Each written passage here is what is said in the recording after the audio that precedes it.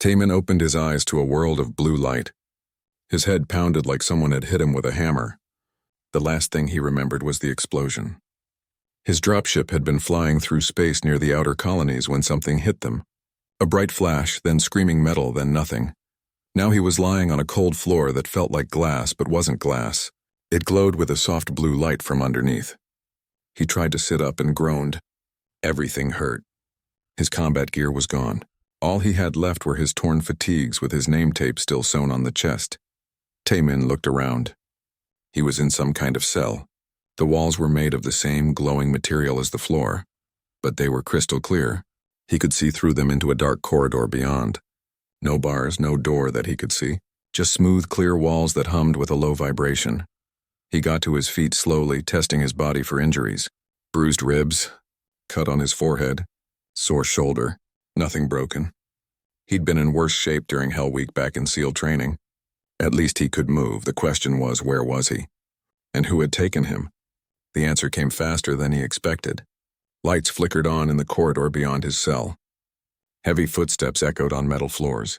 Then he saw them. They were huge, at least 8 feet tall, maybe more. Their skin was covered in scales that looked like armor, colored in shades of green and brown.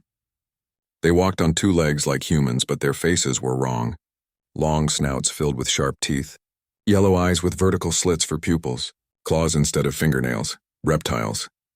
He'd been captured by alien reptiles. 3 of them stopped outside his cell. They stared at him like scientists studying a bug. One of them touched something on his wrist, and suddenly a section of the crystal wall disappeared. No sound, no movement. It just wasn't there anymore. 2 of the aliens entered his cell. They grabbed his arms with hands that felt like iron vices. He didn't resist, not yet. He needed to learn more about where he was and what they wanted. They dragged him through corridors that all looked the same. Blue lights, crystal walls, metal floors. The ship was massive. He counted turns and distances out of habit, building a mental map even though he knew it was probably useless. Finally, they brought him to a large room. Inside, 6 more aliens sat around a curved table that hovered in the air without any support. The 2 guards pushed Taman to his knees in front of the table. One of the aliens stood up. He was bigger than the others, with darker scales and scars across his face. When he spoke, his voice was a deep rumble that hurt Taman's ears. But then something small and metallic floated down from the ceiling and stopped near Taman's head. It made a beeping sound, and suddenly he could understand the alien's words. "You are a human," the big alien said. It wasn't a question. "Your species has been detected in 3 star systems. You are primitive. Your technology is weak. Your ships are slow. Yet you dare to exist in space that belongs to the Valthran Empire." Taman stayed quiet. He'd been trained for this. "Name, rank, service number." "Nothing else. I am War Leader Draxus," the alien continued. "You will tell us about your military forces. How many ships do you have? Where are your bases? How many soldiers can you field?" "Lieutenant Taman Kim," Taman said clearly. "Service number 472-83619, United Earth Colonial Navy." One of the other aliens made a hissing sound that might have been a laugh. "It speaks the words of a soldier." "How amusing. Does it think those words will protect it?" Draxus leaned forward. "Your species is about to be conquered. We have thousands of ships, millions of soldiers. Your resistance will last perhaps a week before your homeworld burns. But if you cooperate, we might allow some of your people to live as servants." Taman said nothing. He kept his face blank, his breathing steady. He'd been in interrogations before during training. "They always tried to scare you first." One of the smaller aliens spoke up. This one looked younger, with brighter scales and curious eyes. "War Leader, I have analyzed his uniform markings. There are symbols here. May I ask him about them?" Draxus waved a clawed hand. "If you wish, Kelric, though I doubt a primitive will have interesting answers." The young alien, Kelric, approached Taman. He pointed at the patches on Taman's torn uniform. "What do these symbols mean?" Taman looked at his SEAL trident insignia. The eagle holding a trident, an anchor, and a flintlock pistol. He'd earned that symbol through 6 months of the hardest training on Earth. "SEAL," Taman said. "It stands for sea, air, and land." Kelric typed something into a device on his arm. "Interesting. And this designation here? What do your people call soldiers like you?" Taman hesitated. Then he said the word that changed everything. "Reaper." The translation device near his head made a strange sound. It beeped rapidly, then projected a hologram into the air. Alien symbols scrolled across the hologram in red light. Kelrick's eyes went wide. He stepped back. The other aliens around the table stood up. They were all staring at the hologram now. Taman couldn't read the alien writing, but he could see their reactions. Something had scared them. "That's impossible," one of the aliens whispered. "The Rethkai are legends. They died out 15,000 years ago. The translation device must be malfunctioning," another said. But Kelrick was reading his arm device frantically. "No malfunction. The word Reaper in human language. The closest equivalent in our language is Rethkai, Deathwalker. Soul Harvester." Draxus slammed his fist on the hovering table. "It's coincidence. Nothing more. The human species is primitive. They stumbled into space a few hundred years ago. They cannot possibly be connected to the Rethkai." But even as he said it, Taman could see the doubt in the war leader's eyes. Kelrick pulled up another hologram. This one showed images that looked ancient. Stone carvings and faded paintings. They showed figures in armor fighting impossible battles. The legends say the Rethkai could survive anywhere. They could infiltrate any fortress. They could kill enemies 10 times their number. They were the reason our ancestors learned to fight with overwhelming force and never take prisoners. "Superstition," Draxus growled, but his voice wasn't as confident now. The meeting ended shortly after. The guards dragged Taman back to his cell, but this time they handled him differently. More carefully, like he might explode at any moment. Taman sat in his cell and thought about what had just happened. He'd given them his title, and somehow it had connected to their ancient legends. He didn't believe in fate or destiny, but he believed in opportunity. These aliens were strong. They had better technology, but they had a weakness now. They were afraid, and fear was something Taman knew how to use. He looked up at the crystal ceiling of his cell. Somewhere up there were controls, systems, weaknesses. He'd been trained to escape from any prison, to survive in any environment, to turn any situation to his advantage. The aliens called their ancient warriors Rethkai, Deathwalkers. He smiled grimly in the blue light. Maybe it was time to show them what a real Reaper could do. Taman had been working on the wall for 6 hours. The crystal material was hard but not impossible to break. He'd found that if he applied pressure at just the right angle, tiny pieces would chip away. Now he had a shard about 4 inches long with a sharp edge. Not much of a weapon, but better than nothing. The guards came twice a day to bring him food. They always came in pairs. One would cover him with a weapon, while the other pushed a tray through a slot in the wall. Taman had been watching their routine. They were careful, but they were also predictable. That was their first mistake. When the next guard shift arrived, Taman was ready. He lay on the floor, moaning, clutching his stomach. The guards peered through the crystal wall. They talked to each other in their rumbling language. One of them made a decision. The wall section disappeared and one guard stepped inside while the other waited in the doorway. The guard bent over to check on Taman. That was their second mistake. Taman moved fast.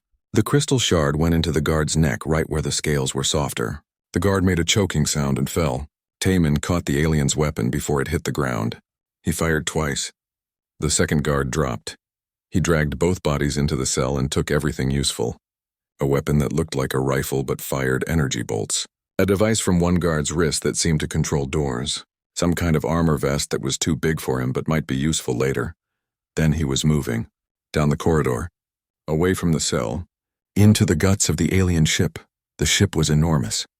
Corridors stretched in every direction. Most were empty at this hour. Taman moved like a shadow, keeping to the walls, checking every corner. His training kicked in automatically. This wasn't different from clearing buildings in hostile territory. The principles were the same. He found a ventilation shaft and climbed inside. The shaft was tight, but he could move through it. Better yet, it connected to other parts of the ship. He followed the shaft until he found what he was looking for, a storage room filled with equipment. Taman spent an hour setting his first trap. He rigged the door to explode when it opened. Then he moved to another section of the ship and did it again. And again. He was leaving a trail of chaos behind him. By the time the alarm went off, he was 3 levels away from his cell. The ship came alive with noise. Sirens wailed. Lights turned red. He could hear the thunder of many feet running through corridors. They were hunting him now. Good. Let them hunt. Taemin found an access panel and ripped it open. Inside were power cables and control systems. He didn't understand the alien technology, but he understood that cutting certain cables would cause problems. He cut 6 of them and moved on. Behind him, the lights in that entire section went dark. For 3 days, it went on like this. Taemin became a ghost in their ship. He struck without warning and disappeared before they could respond. He sabotaged life support systems. He destroyed communication relays. He set fires in storage rooms. Every time they thought they had him cornered, he was already gone. The bodies started piling up. Guards found dead in locked rooms. Officers killed in their quarters. Weapons stolen from supposedly secure armories. The aliens had never faced an enemy like this. They were used to big battles with clear battle lines. They didn't understand guerrilla warfare, but Taemin did. He'd trained for years in this kind of fighting. Every SEAL knew how to operate alone in hostile territory, how to survive on nothing, how to turn an enemy's strength against them. On the second day, he overheard guards talking. Their translation devices let him understand their words. They were terrified. They called him the Rethkai, the Death Walker. Some refused to patrol alone. Others wanted to evacuate entire sections of the ship. War leader Draxus sent his best soldiers to hunt Taemin, 5 elite warriors heavily armed and armored. They tracked him to the engine room, a vast space filled with massive machines that hummed with power. The fight that followed became legend. Taemin saw them coming. He'd prepared the battlefield. He'd loosened pipes, weakened structural supports, positioned stolen weapons at key points. When the 5 warriors entered the engine room, he was waiting. The first warrior died when Taemin dropped a piece of machinery on him from above. The second fell to a burst of energy fire from a hidden position. The third stepped on a grenade Taemin had rigged to a pressure plate. The last 2 warriors were smarter. They split up, using the engine machinery as cover. But Taemin had spent hours studying this room. He knew every pipe, every shadow, every hiding spot. He led them on a chase through the machinery. They fired at shadows. They saw him everywhere and nowhere. Finally, he got behind them. 2 quick shots. 2 bodies. But the youngest warrior, a soldier named Thex, wasn't quite dead. He was badly wounded but still breathing. Taemin stood over him, weapon ready. Thex looked up at him with fear in his yellow eyes. "What are you?" Thex whispered in his language. Taemin didn't answer. He just disappeared back into the shadows. Thex would survive. He would tell the others what he saw. How the human moved. How he fought. How he turned their own ship into a weapon against them. That was the point. Fear was a weapon too. By the 3rd day, sections of the ship were in chaos. The crew was exhausted from constant alerts. Morale was breaking down. Some aliens refused to leave their quarters. Others talked about abandoning the ship entirely. Kelrick, the young scientist, had been studying everything. He reviewed all the security footage. He analyzed Taemin's tactics. He compared it to the ancient legends of the Rethkai. The match was perfect. The ancient Deathwalkers had fought exactly like this, alone behind enemy lines, using guerrilla tactics, turning environments into weapons, creating fear and chaos. Kelrick presented his findings to war leader Draxus. The war leader didn't want to believe it, but he couldn't deny the evidence. Over 50 of his soldiers were dead. The ship was damaged, and they still hadn't captured the human. Draxus made a decision. A brutal one. He got on the ship-wide communication system. His voice echoed through every corridor. "Human, I know you can hear me. You have proven your skill, but I have thousands of crew members on this ship. If you do not surrender in 1 hour, I will begin venting sections to space. Your choice. Surrender or watch innocents die." Taemin heard the message from a ventilation shaft near the crew quarters. He closed his eyes and cursed. The war leader had found his weakness. Taemin was a soldier. He killed enemy combatants, but he wouldn't let innocent crew members die just to maintain his freedom. He had made his point anyway. They knew what he was capable of now. They feared him. 55 minutes later, Taemin walked into the main corridor with his hands raised. He was covered in blood and grime. His stolen armor was scorched. But he was still standing. 20 guards surrounded him immediately. They kept their weapons pointed at him from a safe distance. No one wanted to get close. They brought him back to the interrogation room. The Council of Aliens looked at him differently now. No more mockery, no more arrogance. Just fear and respect. War leader Draxus stood before him. "What are you?" he asked, echoing the question Thex had asked. Taman met his gaze. I told you. I'm a Reaper. Draxus was quiet for a long moment. Then he said something that surprised Taman. How many more like you does your species have? Taman smiled. It wasn't a friendly smile. Enough, the word hung in the air. The aliens looked at each other. If humans had thousands of warriors like this one, if Earth's military was filled with Reapers, the math was simple. The Valthran could conquer Earth eventually. But the cost would be staggering. Was it worth it? That question would haunt war leader Draxus for a long time. The security footage spread through the Valthran fleet like wildfire. Ship commanders watched in silence as the human-called Taimin tore through their finest warriors. Officers studied his tactics. Soldiers whispered about the Rethkai come back to life. Admiral Corvin watched the footage for the 5th time. She was old for a Valthran, her scales faded to a dull gray. She'd commanded fleets for 40 years. She'd conquered 12 star systems. She'd never lost a battle. But watching the human move through that ship made her feel something she hadn't felt in decades. Doubt. She called for Kelric, the young scientist. He arrived at her command ship within hours, bringing every piece of research he'd compiled about humans. Show me everything, Corvin said. Kelric spread holographic displays across the war room, images of Earth, footage of human cities, military parades showing human soldiers. But more importantly, he showed her human history. This species has been at war for their entire existence, Kelric explained. They fought each other for thousands of years before they even reached space. Look at these conflicts. He showed her footage from human historical archives. World War I, with millions dying in trenches. World War II, with entire cities destroyed. Vietnam, where a smaller force held off a superpower using guerrilla tactics. Afghanistan, where tribal fighters defeated multiple empires across centuries. They never stopped fighting, Kelric continued, even when outmatched. Even when facing certain defeat. They adapt. They find new ways to kill. They turn everything into a weapon. Admiral Corvin leaned forward, studying an image of human Special Forces soldiers. How many of these Reapers do they have? We don't know exact numbers, Kelric admitted. But we've intercepted communications mentioning multiple Special Forces groups, SEALs, Rangers, Special Air Service, Spetsnaz, each one trained for asymmetric warfare, each one capable of operating alone in hostile territory. He pulled up another display. This one showed human physiology. They're also physically built for endurance, Admiral. They can't match our strength, but they can run for hours without stopping. They can go days without food. They heal quickly. They adapt to extreme environments. Another scientist, an older male named Vorthan, joined the discussion. I've been analyzing their evolution. They climbed to the top of their food chain despite being relatively weak. No natural armor. No claws or fangs worth mentioning. They did it through intelligence and cooperation. And violence, Kelric added. Their capacity for violence is extraordinary. They've developed thousands of ways to kill. Projectile weapons, chemical weapons, nuclear weapons. They even developed strategies for fighting in every possible environment. Underwater, underground, in space, in cities, in jungles. Admiral Corvin sat back in her command chair. What are you telling me?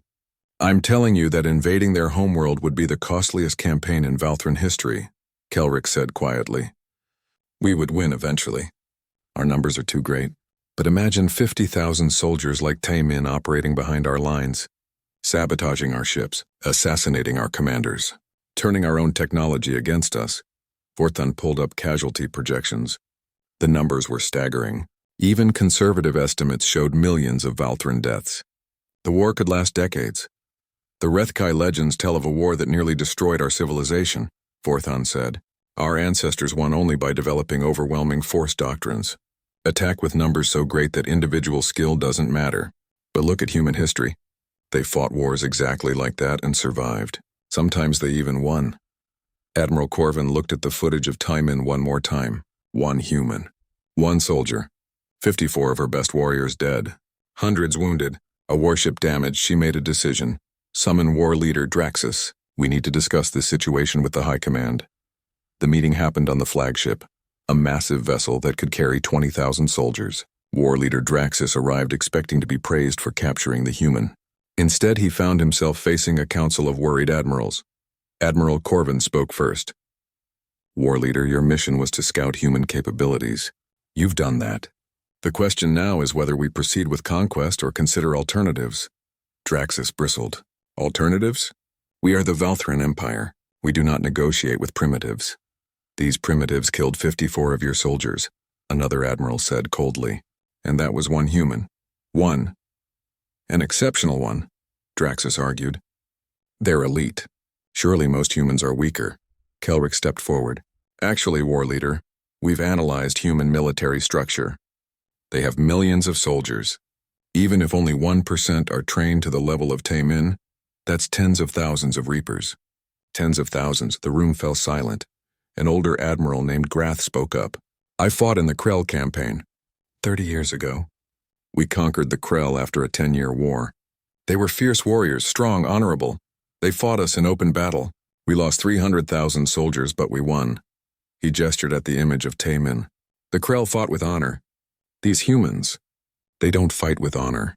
They fight to win.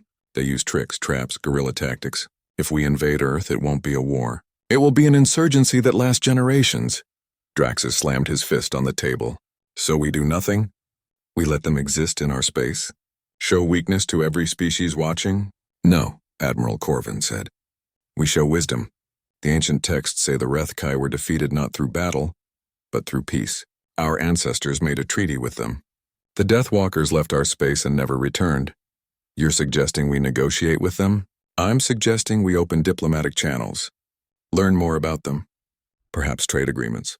Non-aggression pacts. There are ways to deal with dangerous species that don't involve conquest. Draxus looked around the room. He saw doubt in many eyes, fear in others. The confidence of the Valthran Empire was cracking. What about our reputation, he asked. If other species see us backing away from humans, they'll see us being smart, Grath said. Every species in the galaxy knows the Rethkai legends. If we spread the word that humans are the Deathwalkers returned, other species will respect us for choosing diplomacy over a costly war. The debate went on for hours. Some admirals wanted to proceed with the invasion. Others wanted to withdraw completely. Finally, Admiral Corvin called for a vote. The result was narrow but clear. The Valthran Empire would attempt first contact with human leadership. In his cell, Taemin knew nothing of these discussions. He was recovering from his injuries, eating the food they brought him, and planning his next move if he needed one. One day, Kelric came to visit him alone. The young scientist stood outside the crystal wall, studying Taemin with curious eyes. I have questions, Kelric said through the translation device. I might have answers, Taemin replied. Are you truly Rethkai? Are humans the Deathwalkers from our legends? Taemin considered lying, but something in Kelric's voice made him choose honesty. I don't know what your legends say, but I'm a soldier. I do what I was trained to do, and what is that? Survive, adapt, complete the mission. Whatever it takes. Kelric was quiet for a moment. Then he asked the question that mattered most. How many more like you exist? Taemin smiled. Enough, that word again, so simple. So terrifying. Kelric nodded slowly. Admiral Corvin is contacting your people. She wants to negotiate. Negotiate what? Peace, perhaps. Or at least understanding. You've changed everything, Taemin. Your species was going to be conquered. Now we're afraid of you. Good, Taemin said. Fear keeps people honest. Kelric looked at him thoughtfully. In our legends, the Rethkai were not evil. They were simply inevitable, like death itself. Is that what you are? I'm just a soldier doing my job.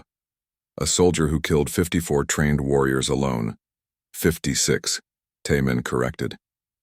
2 more died from their wounds yesterday. Kelric's eyes widened. Then surprisingly he laughed. It was a strange sound, almost like a cough. You're counting. Of course you're counting. That's very Rethkai of you. He turned to leave, then paused. I hope our peoples can find peace. Because if we go to war, I think both sides will lose more than we can afford. Taemin watched him go. He hoped Kelric was right about peace. Because as good as he was, as well trained as he was, he knew the truth. The Valthran could crush humanity if they really wanted to. It would cost them dearly. But they could do it, unless humanity could convince them the cost was too high. The message arrived at Colonial Command at 300 hours. Admiral Hyunsik Choi was pulled from his bed to read it. He sat in his office in his bathrobe, reading the alien transmission 3 times to make sure he understood it correctly. The Valthran Empire wanted to talk. They wanted to return Lieutenant Taemin Kim in exchange for opening diplomatic channels. "Get me everything we know about the Valthran," Choi ordered his staff. "And find Colonel Park, I need her here now." By 500, the conference room was full. Intelligence officers spread reports across tables. Military analysts argued about what the message meant. Everyone had a theory. Colonel Jiwoo Park arrived looking tired but alert. She'd been running training exercises in the outer colonies when the message came through. "What's going on, sir?" Choi handed her the alien transmission. Park read it, her expression growing more puzzled with each line. "They're offering to negotiate? The Valthran? The same species that's been destroying our scout ships for 6 months? That's what I want to understand," Choi said. "Why the sudden change?" An intelligence officer named Captain Min Ah-yoon spoke up. "Sir, we intercepted some of their communications.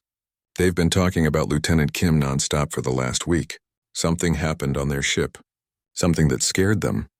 "One soldier scared an entire alien empire?" Park asked skeptically. "Not just scared," Yoon continued. "Terrified. They have legends about warriors they call Rethkai, Deathwalkers. Somehow they think Kim is connected to these legends." Park pulled up Kim's service record on the display screen. Taemin Kim, 32 years old. Navy SEAL for 8 years. 2 tours in the Mars Rebellion. Expert in close combat, demolitions, and survival. Good soldier. One of my best. But he's still just one man. "Tell that to the Valthran," Yoon said. She pulled up grainy footage that human intelligence had intercepted. It showed a dark corridor in an alien ship. Explosions. Bodies. A shadowy figure moving faster than seemed possible. "This is from their security systems. Kim fought them for 3 days. Killed over 50 soldiers. Sabotaged their entire ship." The room went quiet. Everyone stared at the footage. Park watched it twice. Then she smiled. "I trained him, but even I didn't know he was this good." Admiral Choi leaned forward. "The question is, how do we use this? The Valthran think we have an army of Reapers. Do we correct them or let them believe it?" An older officer named General Han spoke up. "If we correct them, they'll realize Kim was exceptional. They'll attack with confidence. But if we let them believe all our special forces are like him, they'll think twice about invasion." Park finished. "It's a bluff. But it's a good bluff. Can we maintain it?" Choi asked. Park thought for a moment. "We'll need to control the information. Make sure they see what we want them to see. Maybe release some historical footage of our special forces operations. Nothing classified, just enough to make them nervous. I'll get our psychological operations team on it," Yoon said. Choi made his decision. "Agree to the prisoner exchange. But we dictate the terms. Neutral station. Limited escorts. And we send a delegation that makes them remember why they're negotiating in the first place." 1 week later, Lieutenant Taemin Kim was transferred to a small Valthran shuttle. They'd given him clean clothes and medical treatment for his injuries. Kelrick came to say goodbye. "Your people have agreed to meet with us," Kelrick said. "Perhaps both our species can avoid war." "I hope so," Taemin replied honestly. "I've seen enough war. Will you tell them? Your leaders? Will you tell them about the Rethkai connection?" Taemin smiled. "I'll tell them everything. What they do with that information is up to them." The shuttle took him to a neutral station in the border region. It was a small facility, mostly automated, used for refueling and emergency repairs. Human ships and Valthran ships approached from opposite sides. Taemin walked across the docking bridge. On the other side, he saw Colonel Park waiting with 4 other SEALs. He saluted, and Park returned it with a smile. "Good to have you back, Lieutenant," she said. "Good to be back, ma'am." Park looked past him at the Valthran shuttle. "How many did you kill?" 56 confirmed. Park whistled softly. "We need to talk. But first, meet the delegation." They moved to a conference room where Admiral Choi and Dr. Subin Han were waiting.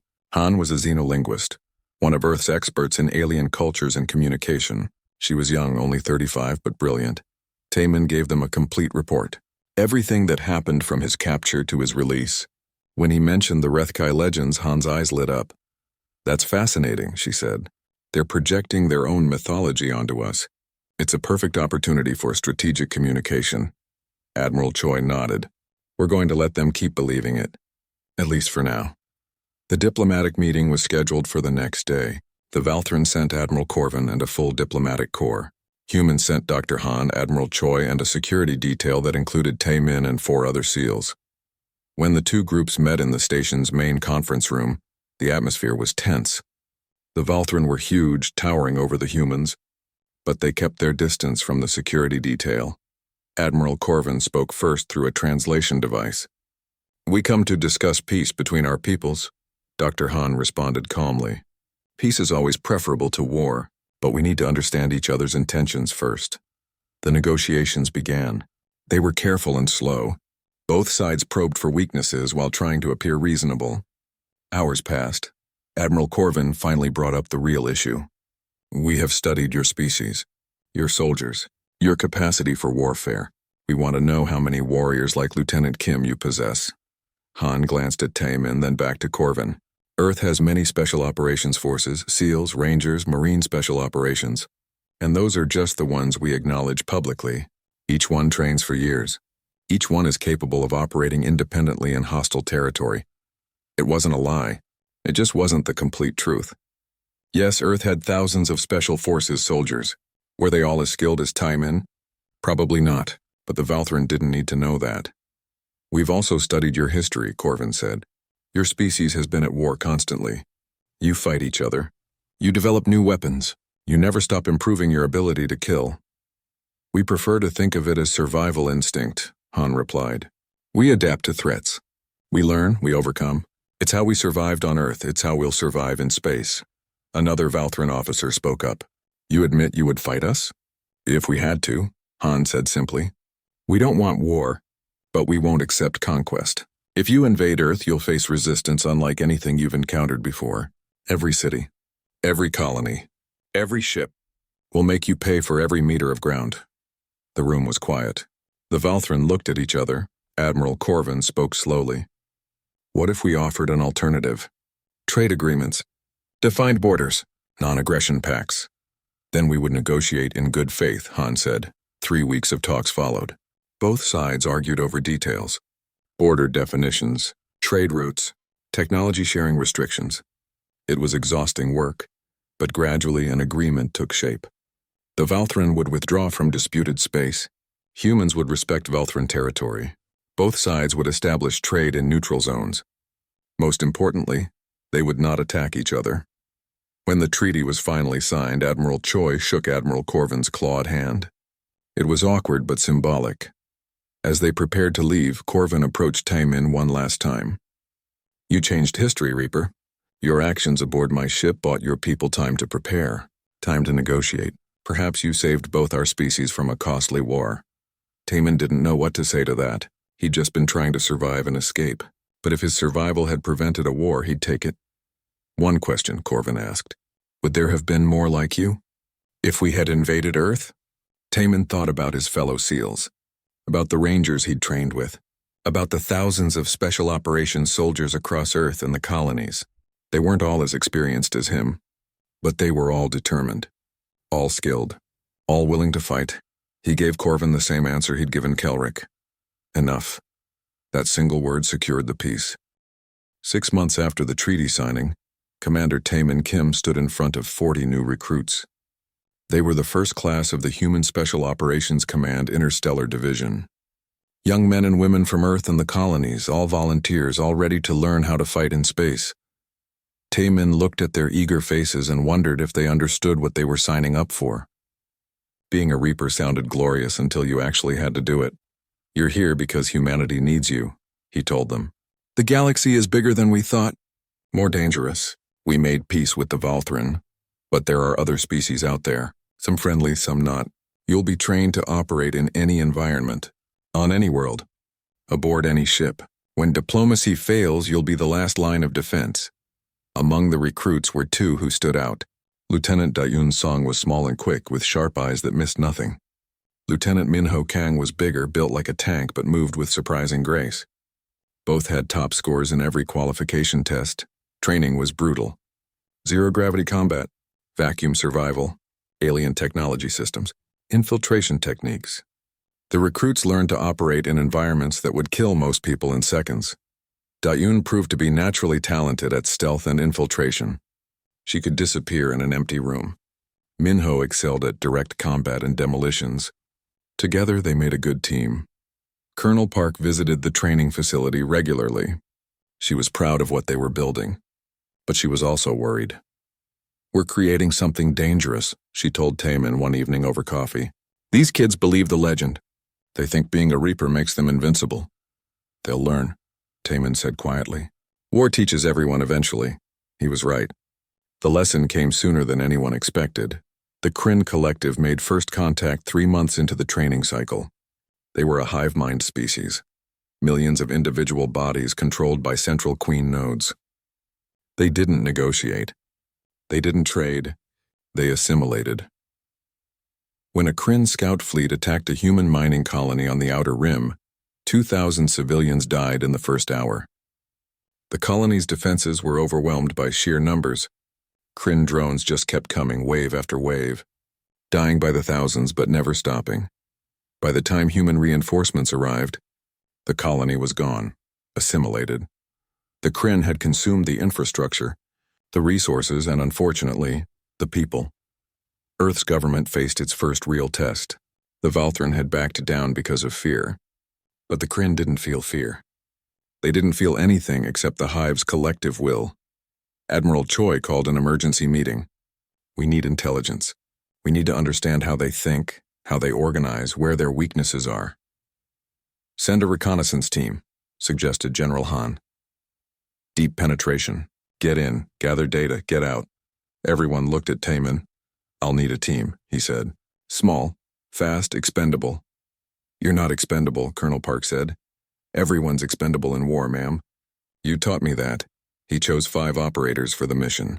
Dayun and Minho were among them. Park protested. "They're too green. They haven't seen real combat." "Neither had I before my first mission," Taemin reminded her. "They're ready, or they never will be." The team infiltrated Kryn space using a stealth ship designed specifically for this kind of mission. They approached a hive station, a massive structure that looked like a dead planet covered in mechanical growths. Getting inside was harder than anything they'd trained for. The station had millions of drones moving through it constantly. But Taemin had studied the Kryn. He knew they relied on pheromone signals and electromagnetic communication. He also knew they didn't expect infiltration because no species had ever tried it before. They used stolen Kryn technology to mask their signatures. It was risky. If the hive mind detected them, they'd be swarmed by thousands of drones in seconds. The station's interior was nightmarish. Organic machinery fused with metal. Drones moving in perfect coordination, and everywhere the sound of the hive mind, a constant electromagnetic buzz that made their teeth hurt. They spent 3 days mapping the station. What they found was terrifying. The Kryn were building an invasion fleet. Thousands of ships, millions of drones, all aimed at human space, but they also found something else. The queen nodes that controlled the hive weren't as distributed as they thought. Each node controlled a specific region of space. If a node was destroyed, the drones in that region would lose coordination. "We need to destroy this node," Taemin said. "That's not the mission," one of the other operators protested. "We're here for reconnaissance." "The mission just changed," Taemin said. "If we destroy this node, we delay the invasion." "Buy Earth time to prepare," Dayun backed him up. "He's right. This is the opportunity." They spent 12 hours rigging explosives throughout the Queen Node chamber. It was massive, the size of a cathedral, filled with biological computers and the Queen herself, a creature the size of a small building. The problem was getting out. Once the explosives went off, every drone on the station would know they were there. "We fight our way to the extraction point," Taemin said. "Stay together. Keep moving. Don't stop for anything." Minho laughed nervously. "Just like training, right?" "Nothing like training," Taemin said honestly. "But you'll manage." The explosives detonated at 400 station time. The Queen Node exploded in a cascade of fire and biological matter. Alarms screamed across the entire station. Drones poured into the corridors from every direction. The team ran. They fought. They used every trick they'd learned. Dayun took a plasma bolt to her shoulder, covering the team's retreat. She kept fighting, gritting her teeth against the pain.